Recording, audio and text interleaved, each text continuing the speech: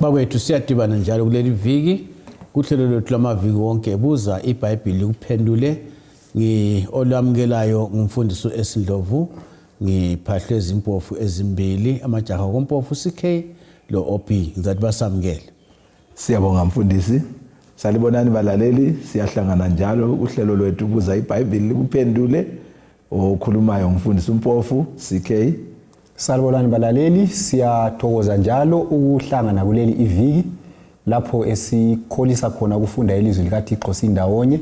Sengathi uNkulunkulu angaba lathi asiphi inhlakanipho yokuzwisisa ilizwi lakhe umfundisi uOP Mpofu. Siyabonga. Siyabonga balaleli, siyabonga abafundisi. Ngithanda ukuthi ngilinxuse balaleli ukuthi ugwalo oluthwalwa na the great controversy ngilokho ngilalo.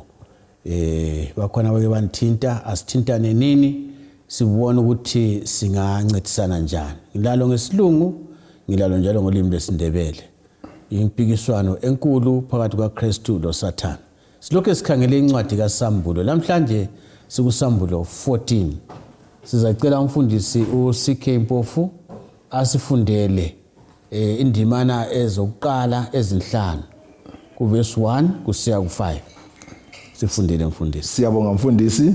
uSambulo ngu14 ivesi ngela kuqala usiya kwelesihlanu. iBhayibheli lithi lona ke ngase ngikhangela ngabona iwundlu limi entabeni yaseZiyoni kumi kanye lalo abazinkulungwane ezilikhulu-144 abalotshwe ibizo lalo lelikayise emabunzini abo. Ngase ngisizwa ilizwi livela ezulwini linjengelizwi lamanzi amaningi lanjengomdumo omkhulu. Lelizwi engalizwayo njengelabachaya amacacu abo. Bahlabela ingoma entsha phambi kwesihlalo sobukhosi laphambi kwezidalwa ezine eziphilayo laphambi kwabadala. Ngakho olamandla okuyifunda leyo ngoma kuphela abazinkulungwane ezilikhulu-144 abahlengiweyo emhlabeni. Labo yibo abangangcoliswanga yisifazana ngoba bazigcina behlambulukile. Yibo abalandela iwundlu loba lisiya ngaphi. Labo bahlengwa ebantwini baba izithelo zokuqala kuNkulunkulu lakulo iwundlu. Verse 5. Lasemlonyeni yabo kakufunyaniswanga amanga ngoba kabala sici. Siyabonga mfundisi. Mfundisi OP engxenye kuhle sike sibuyele kancane nje endabeni kaSambulo 13 kancane. Siqhume kahle. Siyabonga. So sinanzelela ukuthi kuSambulo ngu13 sachasisa indaba yophawu lwesilo. Saveza ukuthi uSathane uzahlasela amaqiniso kaNkulunkulu labangcwele bakhe okugcina emhlabeni ngokuletha indaba yophawu lwesilo. Sakuveza ukuthi indaba yophawu lwesilo indaba kumbe umsebenzi kaSathane wokuphikisana lemithetho kaNkulunkulu. So sakuchasisa ukuthi kulezilo ezimbili isilo sobupapa nemelika ezizahlangana ekugcineni bese zicha imithetho okuthiwa ngama-national Sunday law. Lapho ezizabamba khona abantu ngamandla ukuthi bakhonze ngesonto bephikisana lo mthetho kaNkulunkulu ikakhulu umthetho othi kukhonzwe ngeSabatha. Sayisikuveza ukuthi uNkulunkulu uzabe labantu bakhe abazakuma eqinisweni bale ukukhonza ngesonto. Labo bantu abanjalo ukuthi abazaliswa ukuthenga lokuthengisa bagcine bebaleka besiyahlala ezinkangala lapho uJesu azabathola ekhona. So sasesikuveza ukuthi indaba kaSambulo 13 ithi ukuthi umuntu lo muntu uzamele enze isinqumo sakhe esokuthi ufuna ukulandela isilo yini esephula umthetho kaNkulunkulu kumbe ufuna ukulandela uNkulunkulu yini egcina umthetho wakhe. So umhlaba uzasala usulamaqembu amabili. Abathembekile uNkulunkulu begcina iSabatha lemithetho yonke. Labahlamukela uNkulunkulu begcina isonto lemithetho yesilo. So nguye ke uchapter 13. Engxenye kuye ngahle ngikuthinte ukuthi izehlakalo zikaSambulo 14 zenzakala kuqala kulezehlakalo zikaSambulo 13. Ngezinye indlela akubhalwanga ngesikhiwa okuthiwa i-chronological order. Akulandelani ngokwenzakala kwakho. So okwenzakala kuSambulo 14 kuzandulela okuka chapter 13. OkuSambulo 14 yikho okulungiselela umhlaba kusehlakalo esika chapter 13. So ivangeli sizafunda ngalo ku chapter 14 yilo kumele lichunyayelwe andubani isikhathi soPaul isilo senze njani sifike yilo ivangeli elizakwenza ukuthi abantu bonke babekwazi iqiniso leBhayibheli babe sebesenza izinqumo sebesazi. Siyabonga mfundisi engathi usithathe singene ku ngesilungu anti 144,000 kunjalo mfundisi uMpofu CK ubale ngesindebele funa abanye bangakuzwa kuhle kunjalo ukuxhumana njani lokuthi engxenye kube sobala kubalaleli ukuthi nxa kukhulunywa ngokuthi ukhuluma ngoPaul esilo kunjalo ukuthi siyathi thina kulabantu asebelwamukeli kunjalo kodwa bonke abantu bayanxuswa kunjalo sesigijima phambi kwethu kodwa engikutshoyo ukuthi enxayo ngathi ukuthi kuxhumana njani lo lewayi 144,000 esikhuluma ngayo lapha. Siyabonga. Mhlawumbe sisiya lapho ngingaqala ngithinte enye indaba eqhakathekileyo. Abantu laba ku 244,000 laba sibabona ukuthi abame entabeni yaseZiyoni. Yes. So umbuzo omkhulu ukuthi kathi okwenza ukuthi baseziyoni kuyini bese siba kwazi ke ukuthi vele bona ngobani njalo bavela ngapi kuyini iziyoni nxa sikhangela eBhayibhelini ungakhangela chazele mfundisi lokuthi iwundlu abemilalo ngubani ungayifunda khona phana kuJohane 1 verse 29 iBhayibheli ithi ngelanga elilandelayo uJohane wabona uJesu wasesithi yena ebheka iwundlu likaNkuluNkulu elisusa isono somhlaba. Indaba yewundlu iqalisela kuGenesis chapter 3 ngemva kokungena kwesono lapho uNkulunkulu athi uAdam abulale iwundlu elingumhlatshelo. So iwundlu leli lalingumfuziselo kabani kaJesu owayeza kuza athathe indawo yesoni. Yikho uJohane nxa sebona uJesu usekhona lapha emhlabeni usesithi yena uJesu liwundlu likaNkuluNkulu elisusa isono sani somhlaba. So eBhayibhelini izinyamazana zonke leziyana zazibulawa kuTestament elitsha kumbe ngithi mina amawundlu ayebulawa kuTestament elidala ayekhomba kuJesu. uJesu yikho esefile kwathiwa amawundlu kasanjani kasabulawa. So iwundlu nguJesu yena ngokwakhe. So kuthi ukuthini abantu laba bame lo Jesu. So umbuzo olandelayo ukuthi bame ngaphi? iBhayibheli lithi babonakala bame entabeni yangapi yaseZiyoni. Ungafunda kumaHebrew chapter 12 iverse 22 to 23 iBhayibheli lithi yona kodwa libuyile entabeni yaseZiyoni idolobha likaNkuluNkulu ophilayo iJerusalema lasezulwini okulequku elingela kubalwa elezingilosi emhlanganweni kaNkuluNkulu ibandla lamazibulo labo abalotshwe ezulwini kuNkuluNkulu ongumahluleli wabo bonke. So iBhayibheli lapha iyasitshela ukuthi intaba yaseZiyoni lidolobha likaNkuluNkulu njalo intaba yaseZiyoni liJerusalema lasezulwini. So ukuthi abantu laba kuthiwa bame lo Jesu ezulwini ngezindlela ngabantu ababona nguJohane sebenqobile sebesindisiwe bahlengwa bathathwa bayakuma ngaphi ezulwini. So uJohane batshengiswa ngokombono sebesezulwini eJerusalema entsha kumbe entabeni yaseZiyoni beme lo Jesu. Yibo abantu laba uthi 144,000. Imfundisi singakayi ku-CK uhle usichazele kuwe sobala kodwa ngiyakuzwa ngenza ukuthi abalaleli bahambe lathi nxa sisithi thina kuthi ukuthi kabakho lapha emhlabeni ayikho lapha emhlabeni lendaba esikhuluma ngayo kunjalo singathi thina kule ndawo okuthiwa yiZiyoni lapha emhlabeni ya kunjalo. So kodwa iZiyoni okukhulunywa ngayo lapha kusambulo kayisiyo le yalapha ngaphi emhlabeni. Ungakhangela iZiyoni yalapha emhlabeni yayisaziwa intaba eyenza ukuthi abantu bavikeleke. So yikho intaba le elapha emhlabeni iba ngumfuziselo wedolobha likaNkuluNkulu ngaphi ezulwini eliyindawo yokuvikeleka ngoba nxa sesizulwini ngale akusela lutho olungasilimaza ngoba sesivikelekile phambi kukaThixo emzini ongcwele.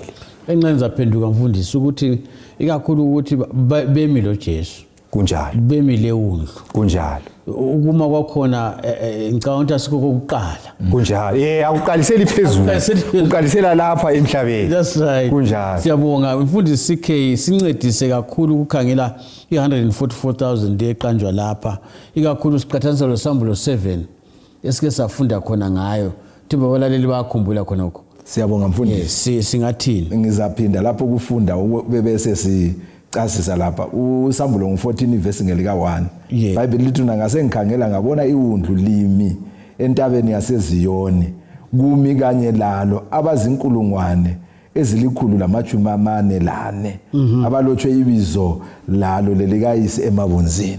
Ungaya kuSambulo chapter 7 iverse ngelika 4 iBhayibheli lithi lona ke ngase ngitshelwa ubunengi babazabekwa uphawu baba zinkulungwane ezili144 ababekwa uphawu ezizweni zonke zako-Israyeli.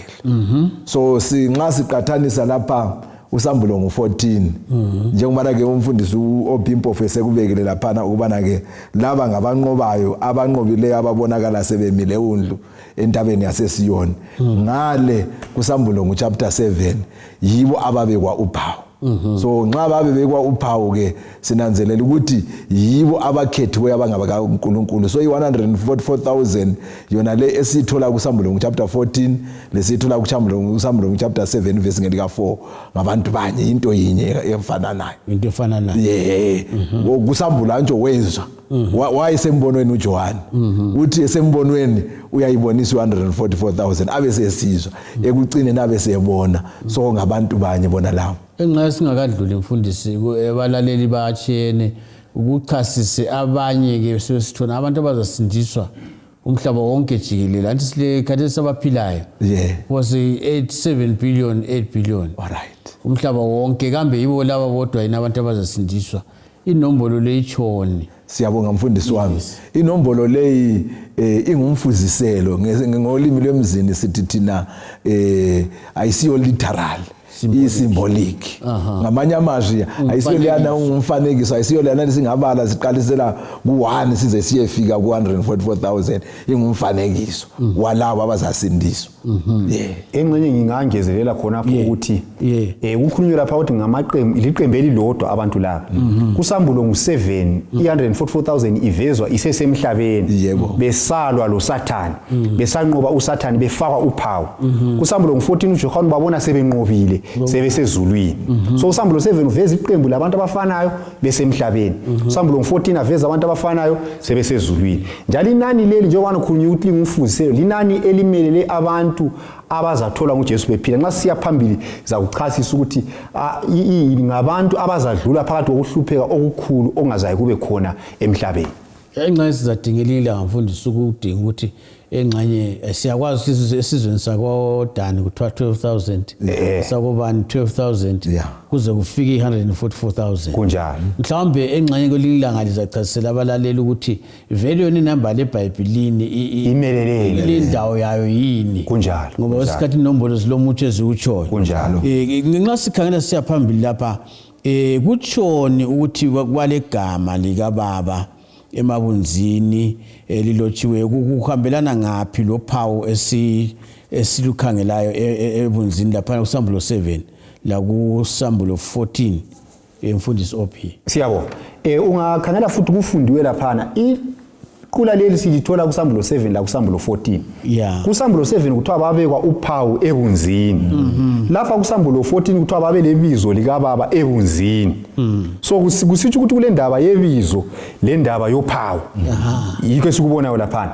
So kanti abantu laba nxa kuthiwa balebizo likaNkulunkulu kutshoni ungakhangela eBhayibhelini nxa abantu babephiwa amabizo ibizo lomuntu lalingaphonga uphiwa nje kodwa limelele isimilo sakhe. Ngizabala lapha njengokwesibonelo kuMateyu 1 verse 21. Ithi yona uza kubeletha indodana abize igama layo athi nguJesu ngoba uza kusindisa abantu ezonweni zabo. So lapha sithola ibizo lika Jesu. uJesu waphiwa ibizo elithi Jesu ngenxa yani ngoba leli bizo liveza isimilo sakhe ukuthi ungumsindisi. Waphiwa futhi elinye ibizo ngabala uverse 23 elinye ibizo lakhe kuthiwa nguEmmanuel liveza futhi isimilo sakhe ukuthi uNkulunkulu osebantwini bakhe. Ungabala futhi ungabala nje izibonelo eziningi eBhayibhelini ku-Old Testament ungabala ngondoda okuthiwa nguJacobe ku-Genesis 32 iverse 27 siya ku-28. uJacobe kuthiwa wathi sebindanele ngilosi ubusuku bonke bambuza ukuthi kathi ibizo lakho ngubani wathi nginguJacobe okuyikuthi iqili ngiliqili ngenxa ukuthi wayesephendukile isimilo sakhe sesitshintshile kwathiwa wena useyikuthiwa uliqili kodwa usuyathiwa nguIsrael. So ukutshintsha kwesimilo kaJacobe kwayenza ibizo lakhe lenze njani litshintshwe liguqulwe. So kusitsho ukuthi eBhayibhelini nxa kukhulunywa ngebizo lomuntu kukhulunywa ngesimilo sakhe. So abantu laba nxa kuthiwa balebizo likaNkulunkulu emabunzini abo kayisikho ukuthi babhaliwe la emabunzini. Kodwa ibunzi sakuthinta kuSambulo 7 ukuthi ibunzi limele ingqondo yomuntu. So abantu laba nxa kuthiwa balebizo likaNkulunkulu ebunzini kuthi ukuthi balesimilo sikaNkulunkulu. So ibizo likaNkulunkulu yisimilo sikaNkulunkulu. So nxa kuthiwa balebizo lakhe ebunzini kuthi ukuthi abantu bonke abanqobayo la aba 144,000 ngabantu abalengqondo enjengeka Jesu. Njengalokho anokhulunywa kuFilipi 2 ivesi 5 ukuthi kayibe kini leyo ngqondo eyayikuKristu Jesu. So abantu laba ngabantu abalesimilo sikaNkulunkulu, abantu abafuze uJesu. So abaza kungena ezulwini ngabanjani?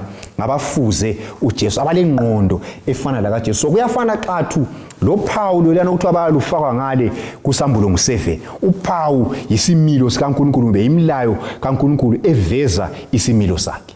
Umfundisi ingakakuyekeli. Ndaphuza ukuyekela. Kunjalo. Ingakakuyekeli umfundisi OP. Engxenye kuhle kuzasinceda lathi labalaleli ukuthi isimilo sikaNkulunkulu singena njani. Sikhangele ukusebenza kwengqondo. Angithi bathi bona ngesilungu ukuthi ungaba lomkhuba. Othize owenza uphinda kunjalo gcina kusiba ingxenye yempilo yakho. Yes. Kumbe umuntu ogijimayo kuseni ungavuka ungagijimanga uyezwa ngani kulento esilelayo. Ngizama ukudinga ukuthi ukuncedisa abantu isimilo sikaNkulunkulu lesi sibe khona kibo. Kuyini sibili okuphindwayo kuze kwezingqondo yabiguquke? Kuyezwakala. Bathi bona omunye indoda ngicabanga ukuthi kuthiwa nguMahatma Gandhi. Othi yena kuthiwa ngesikhiwa uthi yena thoughts become words. Ukuthi imicabango iba ngamazwi, amazwi aba izenzo, izenzo ziba insakavukela into oyiphinda nsuku zonke. Insakavukela iqina isibumba isimilo sakho. Isimilo sakho yisesikutshoyo ukuthi uzaphetha ungapha kuthiwa idestiny yesikhiwa. So ngezinye indlela ukwakhiwa kwesimilo sikaNkulunkulu yinto ethiwa ngesikhiwa yiprocess eyenzakala nsuku zonke ngokuphindwa ukuthi ngize ngibe njengoJesu kumele ngihlale ngixhumana la insuku zonke ngokubala iBhayibheli ngokukhuleka ukuthi ingqondo yami iguqulwe ize ifanele yakhe. Ayisonto eyenzakala ngobusuku obubodwa kodwa into ethatha isikhathi efuna umuntu ophikelelayo elokho exhumana loJesu nsuku zonke. Ngilalela omunye ekhuluma mfundisi ukuthi nxa bekufundisa ukuba lisotsha uyabulele kulento egaxiwe emuva. Kumele ukuthi kujwayele kunjalo ukuthi nxa ususizwa kulula uthi kukhona okungekho kunjalo. So ngiyakade ngisiya kikho khona ukuthi kasiyo into eyenzakala ngokungelanga elilodwa. Futhi CK akusincedise ukuthi laba abantu kuthiwa balengoma entsha. Ingoma bani abayihlabelayo leyo kuthiwa ingoma entsha? Siyabonga mfundisi wami. kuSambulo 14 ivesi ngelika 3 simfundile lapha. So sinanzelele futhi ukuthi laba abayi 144,000 njengoba ke sesicasise ngale emuva ukubana ke ngababonakala bemilo Jesu abafakwa uPawu abazaficwa nguJesu bephila. So sinanzelela ukuthi inkambo yabo kayifanani la yabanye abaza kusindiswa. Ngifuna ukuthi ngifunde ke kuSambulo 12 ivesi ngelika 1 ngiye kuma kwelesithathu lo Jeremiah 30 ivesi ngelika 6 lo 7. iBhayibheli lithi lona ke ngaleso sikhathi kuzavela uMikhayeli umbusi omkhulu olinda abantu bakini. Kuza kuba khona isikhathi sokuhlupheka esingazange sibe khona kusukusela ekuqaleni kwezizwe kuze kube ngaleso sikhathi. Kodwa ngaleso sikhathi bazakhululwa abantu bakini bonke abalwetshiweyo ogwalweni. Labanengi abaleleyo othulini lomhlabathi bazavuka. Engiyifuna kakhulu ngiyakuqala yona leyo. Iyasivezela ukuthi isikhathi lesi laba 144,000 abadlula kuso kasikaze sibe khona. Kasisoze futhi siphinde sibe khona. Kodwa ke bona benelisa ukunqoba babambelele kukholweni kwabo. So khona ukuthi badlule phakathi kwenkambo enjalo engela abanye abantu abazadlula phakathi kwayo. Yiko kwenza ukuthi bahlabelele ingoma yenkambo ababelayo. Ongazange abe lenkambo yona leyo kasoze ayazi ingoma. Kasoze futhi aphinda ayihlabelele. uJeremiah ke manje nxa esefaka futhi khonapho mfundisi uyibeka ke ngamazwi angani alukhunyana. iJeremiah 30 ivesi lika 6 lelika 7 uthi yena ke ake libuze lizwe kumbe indoda ingazala umuntu na. Pho ke kungani ngibona wonke amadoda ebambe inkalo zawo njengowesifazana ohelelwayo na kungani ubuso bonke bunyukumele na maye lukhulu lolu suku kalukho olunye olunjengalo kuyisikhathi sokuhlupheka kukaJakobe kanti uza kukhululwa kukho ngamanye amazwi isikhathi lesi esikhuluma ngaso esobunzima sike sakukhuluma kuzifundo ezedlulileyo isikhathi sokuthi umuntu uyakuma engela muntu ommeleyo so ababe bekhethe uJesu njengenkosi lomsindisi bedlula phakathi kobunzima obunjalo ngenxa yokuthi babe sibalungisiswa izimilo zabo zafuza isimilo sikaJesu baza kwenelisa ukuma ngaleso sikhathi. Imfundisi ingakakuchi lawe masinyane ukuthi engxanye ungasinceda labalaleli ukuthi inkambo le kuyini sibili okuyabe kusezingqondweni zabo ngithemba kule nto yabibahlupha kodwa isikho ukuthi izono kaziqolelwanga bayaziqolelwa kangikwazi ukuthi kuyabe kwahlupha kuyini sincedise ukuthi kuyini okuyabe kusengqondweni zabo suka kwakhathaza. Ngiyabonga mfundisi ukwenza babe lengoma le enkambo. So njengoba ke sifundile uSambulongo chapter 13 lapha esifunde khona ngezilo leziyana izilo zonke leziyana ezimbili esifunde ngazo kuSambulongo chapter 13 sithe ziphiwa amandla ngubani nguSathane. So ke isikhathi lesi laba abangu 144,000 inhlupho abazadlula phakathi kwazo bona babe bebona bezingelelwa ukukholwa kwabo ngoba anje kuyabe sokubeki umthetho ukuthi akusamelanga ukukhonzwe ngalolu suku kodwa ke bona baqinisele ngoba bayakwazi ukuthi lolu suku yilolu odala umehluko phakathi kweqembu elikhetha uJesu leqembu elingakhethanga uJesu.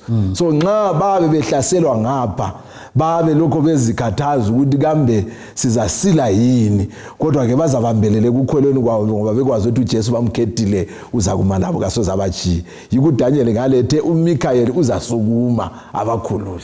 Siyabonga mfundisi ingoma yenkambo kule similo inesithize mfundisi esingaba khona kulabo abantu ngoba nxa kade ngikhuluma lapho umfundisi uMpofu ngizwa ukuthi ekunye kuyabe kubahlupha ukuthi lanxa bekwazi ukuthi izona bazivumile balohlupho lomzwangedwa njengoJakobe uJakobe la kuthiwa wabindana noNkulunkulu ubusuku bonke into eyayimhlupha ukuthi kambe uNkulunkulu ungithethe yini isono sami sokuqila umfowethu so abantu laba labo kuthiwa bazabindana noNkulunkulu lokho bebuza ukuthi uNkulunkulu izono zethu zithethelelwe yini kuzaze kufika isigaba lapho uNkulunkulu azabanika khona isiqiniselo esokuthi izono zabo zithethelelwe bangasazikhumbuli kodwa wona lo umnakano uzabahlupha yikho kuthiwa ukuhlupheka kukaJakobe kabe ngumnakano uyakukhathaza ukuthi kambe izono zethu ziqolelwe na kambe izono zethu ziqolelwe yikho kuyabe kubakhathaza ezingqondweni zabo. So ke indlela mfundisi kuyabe kusedlula okwesaba ukubulawa kunjalo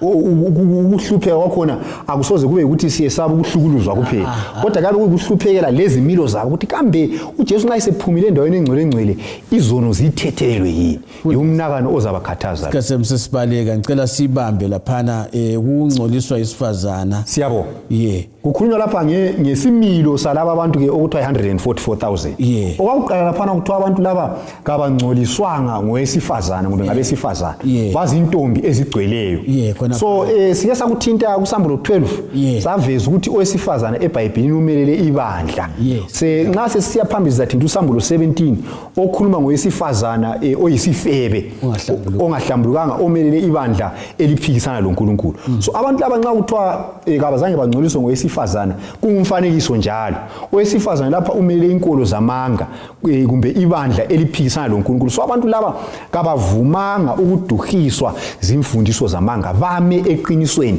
lanxa kugcwele inkolo zamanga emhlabeni bona babambelela eqinisweni leBhayibheli. Siyabonga mfundisi ke balandela iwundlu lapho iBhayibheli lithe yibo abalandela iwundlu loba lisiya ngaphi kusitsho ukuthi bazimisele ukuthi lanxa bengafa befela ukukholwa kwabo baya as long as belandela uJesu baya beloko bebambelela. Ngiyabuyela mfundisi ukuthi bemi le wundlu kakuqali baqalisa besesela sithini ngokulandela iwundlu kusitsho ukuthi konke kulungile ungehlukani lewundlu kukubi ungehlukani lewundlu kodwa anjo yinto kumele sihlakulele ibe yimpilo yethu yansuku zonke iligama endidingayo ukuthi kabaqalisanga ukulandela iwundlu la eziyoni yebo kodwa bavele bahamba lalo emhlabeni besemhlabeni ye siyabonga ake sikhangeleni ukuthi kuthiwa bahlengwe ebantwini siyabonga le ngenye ngolunye uphawu lwe-144,000 olisipithemba kusitsho ukuthi abantu laba ngabantu asongilosi kusitsho ukuthi kuyavuma ngegazi likaJesu ukuthi umuntu aphume lapha emhlabeni anqobe ayitholakala esentabeni yaseziyoni awukhethi futhi akubhadalelwa mali lawe mlaleli kungaba nguwe ongaya kuma lewundlu ngaleso sikhathi baphuma khona kunjalo mfundisi CK kuthiwa baphuma khona bayizithelo zakuqala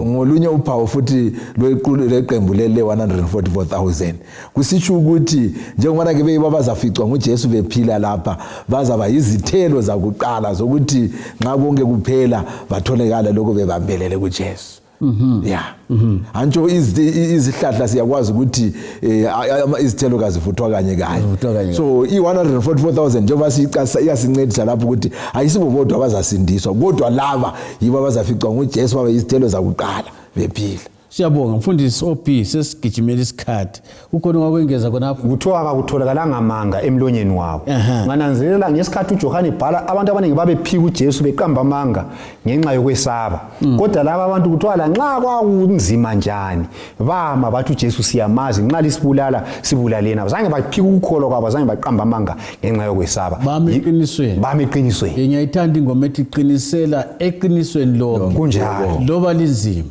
lehlula kunjalo mfundisi CK sesiba ngubana sivale kabona nkohliso ngoba kabala sici so kusitsho ukuthini lapha njengoba ngabe ngabantu abasuka emhlabeni ababe yizoni bazivuma bathatha ingubo yokungalungi kwabo bayilahla bembatha ingubo yokulunga kukaJesu kusitsho ukuthi lathi sonke njengabalaleli lelithuba lokuthi sibe phakathi kwabanjalo singalandela uJesu silahla ingubo yethu yokungalungi sembatha ingubo yokulunga kukaJesu sizatholakala singelasiki kuyeneliseka asigoqeni bafundisi indaba le 144,000 abalali ngamafitshane singathini sigoqa ngokuthi lawe ungaba ingcenye yalabo bantu akuyi ngokuthi ukhuluma limibani akuyi ngokuthi lemali kumbe ulamali kodwa kuya ngokuthi ngumngane kaJesu yini ehamba lewundlu emhlabeni ukuze uye kuma lewundlu eziyona mfundisi sizwe lotho bathi bona charity begins at home asihlakuleleni ubudlelwano loJesu kaDesi ukuze siyobala ezulwini balaleli siphile emhlabeni ongcolileyo ngesilungu okuthiwa kule corruption